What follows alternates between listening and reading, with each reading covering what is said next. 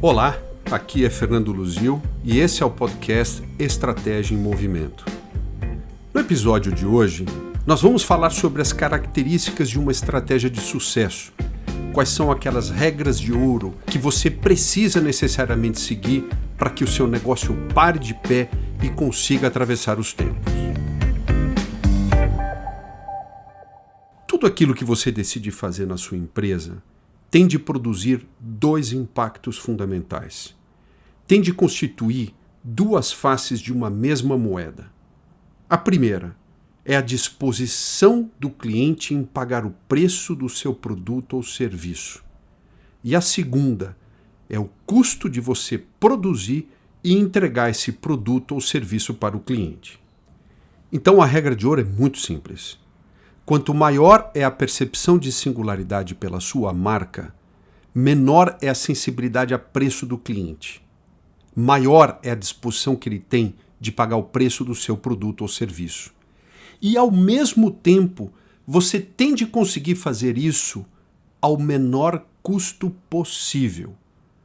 Quanto maior a disposição do cliente em pagar e menor o custo de servir, maior é a capacidade que a sua empresa tem de gerar aquilo que a gente chama de valor econômico. Se a sua marca, a sua empresa não gerar valor econômico, ela não consegue sobreviver no tempo. Mesmo que seja uma organização sem finalidade lucrativa, mesmo que seja uma ONG, uma fundação, uma escola que não tenha finalidade lucrativa, se ela não for capaz de gerar receitas acima dos seus gastos e despesas, ela não produz valor econômico e ela não é sustentável no tempo. Deixa eu dar um exemplo muito interessante de uma empresa que conseguiu lidar bem com essas duas faces da mesma moeda. Vamos falar do Netflix. Quando foi criado nos Estados Unidos pelo atual CEO da empresa, o Reed Hastings, ele queria proporcionar para os clientes, para os amantes do cinema em casa, uma alternativa às locadoras de vídeo e de DVD que existiam na época, como o Blockbuster e as lojas de vizinhança. Naquela época, o modelo tradicional era muito simples. Você se dirigia a uma locadora perto da sua casa, pagava um preço de locação pelos filmes que você alugava e você tinha um prazo muito curto para devolver os títulos. E caso você não devolvesse no prazo, a locadora te cobrava uma multa por atraso em devolução. Só para você ter uma ideia, a Blockbuster chegou a atingir 23% das suas receitas somente com as multas por atraso de devolução. Em algumas locadoras, o valor da locação dos lançamentos dos blockbusters era maior do que os filmes antigos e você tinha de se deslocar para a locadora para poder alugar um filme, sem a certeza de que chegando lá você encontraria os títulos que você gostaria de ver naquela noite. Esse era o lado da singularidade da moeda. Do lado do custo, esse não era um modelo de negócio barato, porque para você estar presente nos bons centros urbanos, perto dos clientes, o custo de locação da casa era grande, o custo de aquisição dos filmes era alto e a locadora precisava ter uma equipe ali disponível para atender os clientes. Quando o Netflix surgiu, ele surgiu para romper com esse modelo de negócio. E os dois lados da moeda do Netflix eram muito diferentes. O modelo era muito simples. Se por um lado, nas locadoras tradicionais você pagava uma taxa por filme alugado, no Netflix, você pagava uma assinatura mensal e poderia escolher entre 4, 5, 6 filmes por vez para assistir. À medida que você ia fazendo locações pelo site, o sistema aprendia sobre os gêneros que você mais gostava e começava a oferecer algumas recomendações customizadas para você. Ao mesmo tempo, o Netflix entregava na sua casa por correio. E a entrega era rápida. Se você alugasse um filme até às 10 da manhã de um dia, no final da tarde do mesmo dia, o filme estaria na sua casa. As locadoras, a própria Blockbuster, não deu muita bola para esse sistema, porque a Blockbuster acreditava que a decisão de escolha de um filme era por impulso. As pessoas diziam, puxa, hoje eu quero assistir um filme à noite em casa. E ela não se organizava previamente para conseguir alugar o filme pelo site e chegar em casa à noite e o filme está lá. Então, para ele, era muito mais simples sair do trabalho, passar na locadora, pegar o filme e ir para casa assistir. mas o Netflix acreditava que ele poderia educar o cliente a mudar os seus hábitos para ter maior conveniência. Então, o lado da disposição do cliente em pagar era estimulado pela vasta oferta de filmes, a possibilidade de alugar vários filmes sem sair de casa e receber os filmes em casa. E o outro lado da moeda? Como é que o Netflix endereçou a questão do custo de entregar esse serviço? Para manter os custos baixos, o Netflix não disponibilizava no acervo grandes produções de Hollywood recém-lançadas no cinema, porque o custo de licenciamento junto aos estúdios ou às distribuidoras era muito alto. Então, o Netflix oferecia filmes com 2 anos ou 3 anos de lançamento que custava bem menos para ele. É claro que até hoje, inclusive, o Netflix também tem filmes independentes, europeus ou filmes estrangeiros de assinatura recém-lançados no cinema e que já estão na plataforma. Mas isso é porque seus diretores e produtores escolhiam, ou até hoje escolhem, o Netflix como uma plataforma extremamente atrativa para fazer uma distribuição massiva e global dos seus títulos. E ainda para manter o custo baixo, o Netflix não operava com fitas de videocassete, que na época ainda eram muito relevantes para as locadoras de bairro. Ele só enviava filmes em DVD. Por quê?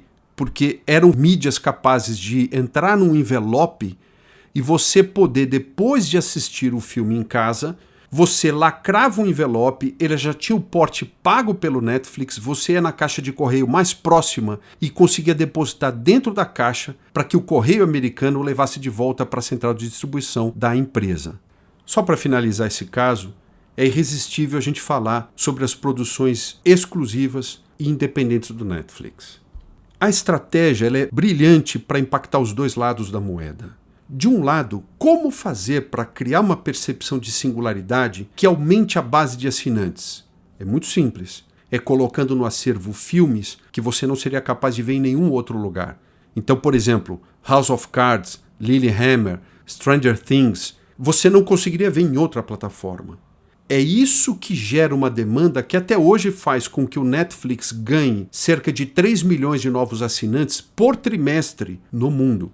Ao mesmo tempo, o outro lado da moeda também está muito bem tratado com essa estratégia, porque o custo da produção independente ele é muito baixo. Ele é muito mais barato do que o custo de licenciamento de filmes de grandes produtoras, em que você tem de pagar o licenciamento para assinantes assistindo no mundo inteiro aqueles filmes que vão custar caro para o Netflix.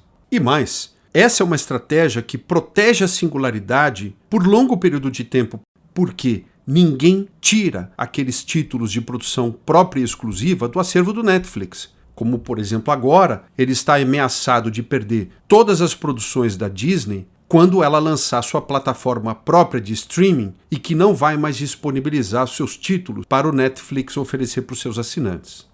Então esse é um bom exemplo de uma empresa que desde o início conseguiu lidar com esses dois lados da mesma moeda muito bem. Mas agora vamos falar de um outro caso que mostra o contrário. O quanto a empresa não conseguiu equilibrar esses dois fatores de sucesso, essas duas regras de ouro. Vamos falar do deslize recente do WeWork. O WeWork é a maior plataforma do mundo de escritórios compartilhados, os chamados coworkings, que tem sede em Nova York. Inclusive aqui no Brasil já existem diversos escritórios, plataformas do WeWork em várias cidades brasileiras. O WeWork foi fundado há apenas 10 anos, em 2010, pelo israelense naturalizado nos Estados Unidos, Adam Neumann, que hoje tem 40 anos.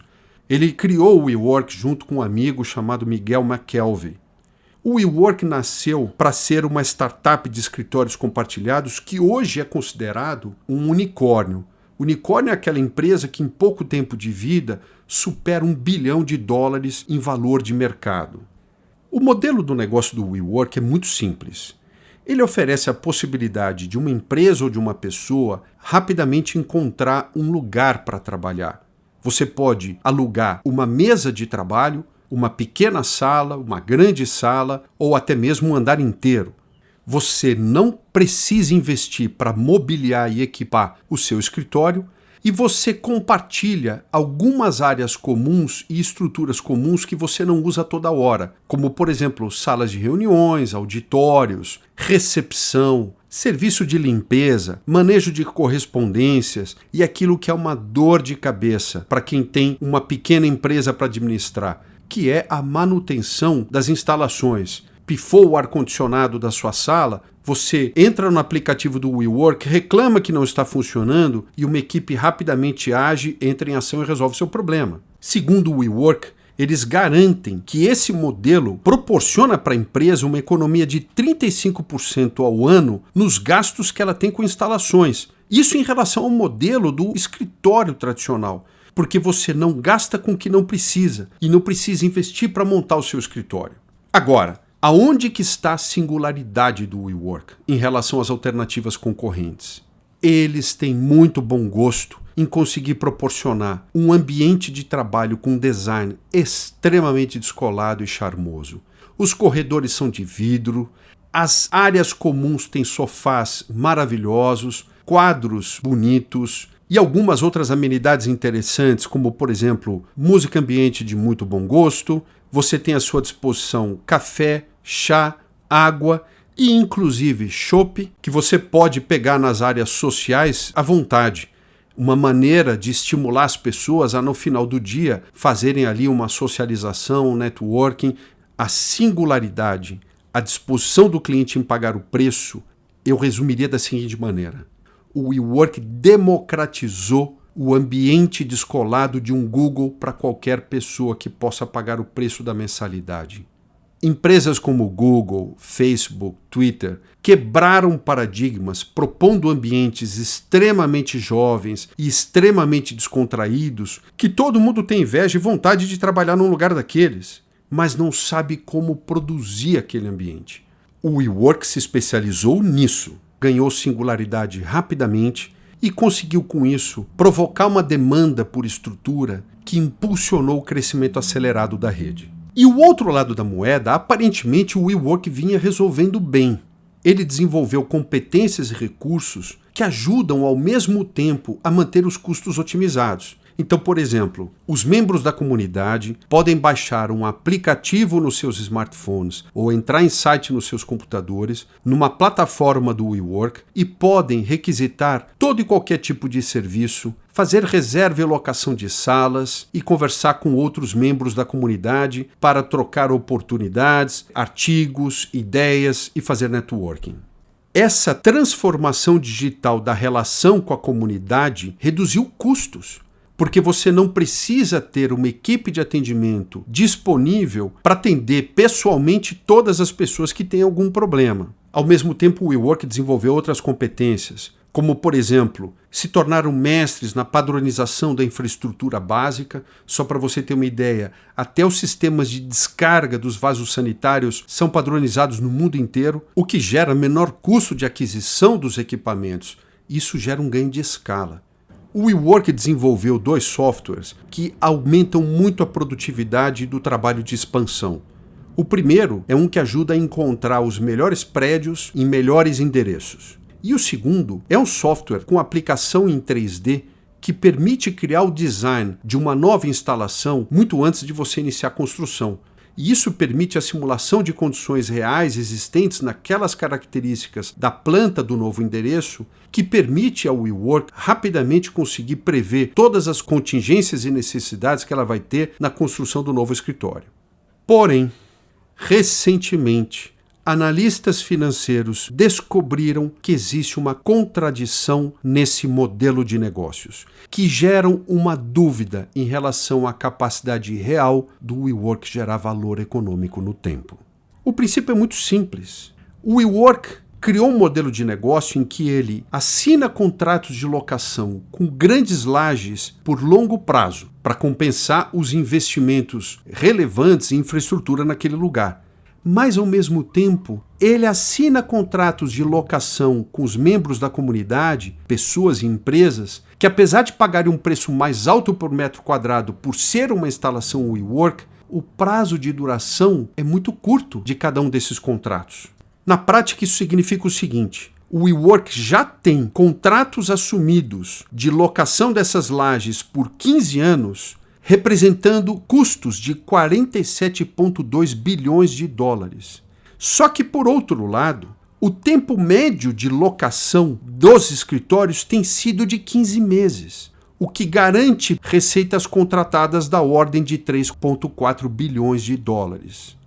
Quando os analistas descobriram isso, eles ficaram de cabelo em pé, por dois motivos. Primeiro, esse é um negócio de baixas barreiras de entrada. Tanto que hoje você vê uma quantidade grande de novas plataformas de coworking sendo lançados nas grandes cidades. E uma mais charmosa do que a outra, aprendendo com a experiência do próprio WeWork. E segundo, será que o WeWork vai ser capaz de adicionar serviços às suas plataformas atuais para aumentar o valor médio de gasto dos seus inquilinos e alongar o prazo dos contratos de maneira que o lado da moeda do custo seja menor do que o lado da receita? Essa é a grande dúvida. E essa dúvida veio à tona recentemente. No dia 14 de agosto deste ano de 2019, o WeWork apresentou à Comissão de Valores Mobiliários dos Estados Unidos, o SEC americano, o que seria a nossa CVM, os documentos e um prospecto de registro para iniciar o processo de IPO. IPO, que quer dizer Initial Public Offering ou oferta pública inicial de ações. Naquele momento, o mercado estava todo muito entusiasmado com a IPO. Só para você ter uma ideia, a empresa estava sendo avaliada pelo mercado financeiro em 47 bilhões de dólares. 2 bilhões de dólares de faturamento anual, 3,5 milhões de metros quadrados, em 528 endereços em 29 países. Para você ter uma ideia, o WeWork desenvolveu uma competência em montar esses escritórios com tanta velocidade que até pouco tempo ele abria 2 novos endereços por dia em algum lugar do mundo. E, de fato, os números eram extraordinários. Os documentos do IPO mostravam que nos primeiros 6 meses desse ano de 2019, o WeWork conseguiu dobrar a receita, atingindo a marca de 1,5 bilhão de dólares naquele período. 527 mil membros, um número muito superior aos 268 mil que eles tinham no mesmo período do ano passado. Então, os números eram muito positivos.